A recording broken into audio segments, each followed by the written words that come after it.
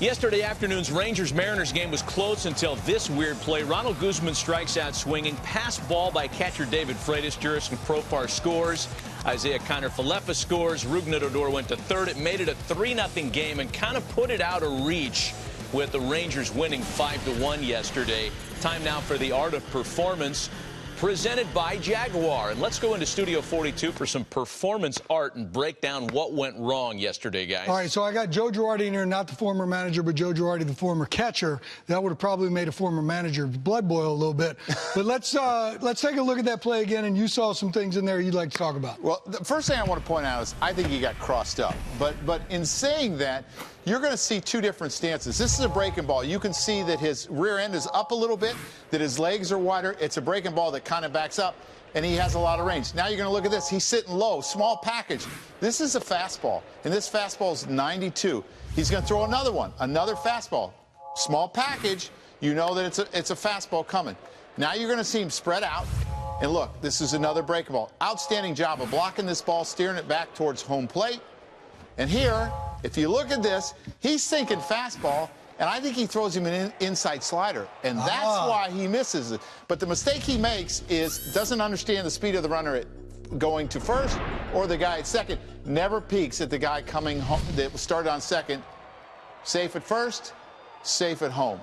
But my belief is that your stances have to be the same, because when there's a runner on third base, you got to have as much range as you can possibly have. And by being that small package, to me, he's susceptible to pitches up and pitches that are really wide.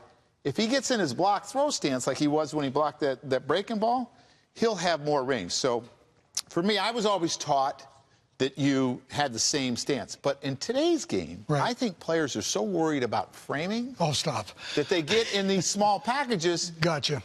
And some balls get by. All right, so that wasn't poetry in motion. I'm going to show you something I put together, and I want your opinion on this. Let's take a look at some plays where catchers are doing, I think, an incredible job at blocking balls in the dirt with men on base. And look at the relaxed effort and the control that these catchers are dealing with. 85, 87 mile an hour breaking ball sliders, splits in the dirt, and the ball's not going anywhere. And Joe, I really want you to look at Maldonado on this next one, because you said you were a fan. Look at this, man on first and third. That is in the no block zone whatsoever, and there's part of me that thinks he's mad because that guy got to second. But there's also part of me and Mike Scioscia that's in the dugout that knows a thing or two about catching and blocking balls. 4-0 game, and I didn't give up a biscuit right there. So while I had you, I wanted you to talk a little bit about something that Maldonado just did right there and used the terminology about pinball. I thought was very interesting, because that ball is leaving. I'm going to get out of the way here. That ball's coming into this side angle of the batter's box. Correct. And you have to do something to make the ball come back towards home plate. So if the ball's going to be over here, what we were always taught, and I had a great catching coach in Gary Tuck, is you're anticipating a breaking ball, if it's a right-hander, to be this way. Correct. So you're going to put a little bit more weight on your left foot so you can push off that way. So I'm going to get up, and you're going to see that my legs are basically parallel to the ground. The guys that get lower have to come up to go down. The guys that are parallel can go straight down. So what you're going to try to do is you're going to try to get, and I used to use this as my reference. This was the angle that I wanted to go.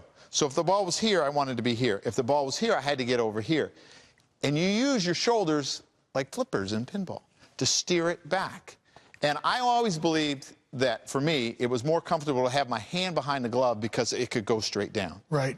And believe it or not, you lead with your glove. So it goes your glove will take you where you want to go. So if I would be here, and I would push off, and the glove would take me here, and I'm going to try to center the ball, and I don't want to catch it. I want it to hit my chest and come straight down. We used to actually play a game, draw circles. Around home plate. Yeah, and you got 1 if it was in the outside circle, 3, and if you put it on the plate, it was 5. But the important thing is knowing your pitcher and centering the ball. You want to block it with your chest. Right. And then you don't create the angle to get the ball back towards home plate. Right. And, Matty, here's another thing. So the pinball flipper I thought was great. But here's another thing. Let's go with 12-year-old kids at home. And coaches out there, or even professionals or college kids, they set up Big Iron Mike on the mound, throwing rockets into the dirt for catchers to block. And you say what to that? No way. Blocking is an instinct. Blocking is a reaction. You read the ball in the dirt and you go. We always practice with Incrediballs. They look like baseballs, right, but they're a lot softer. And we would throw it from angles. We'd get a little bit off center of the mound, so if it was on the right side of the mound, if you're looking from the pitcher, it would be like a right-hander's breaking ball. And if it was on the left side, it would be a left-hand. But we threw Incrediballs because you don't want to get beat up. Who wants to get hit in the wrist, hit in the neck, and feel like you're getting beat up? So in the game, it's a reaction. Becomes second nature. And you're going at full speed. And more times than not, you're able to center it in your body. So, coaches, if you're using real baseballs and they're throwing rockets at a kid blocking balls in the dirt, you're teaching him self-defense, not how to get hurt. You're not necessarily teaching him the proper technique to get it done. So use the tennis balls or the Incrediballs and let the kid block the ball and understand how to block the ball.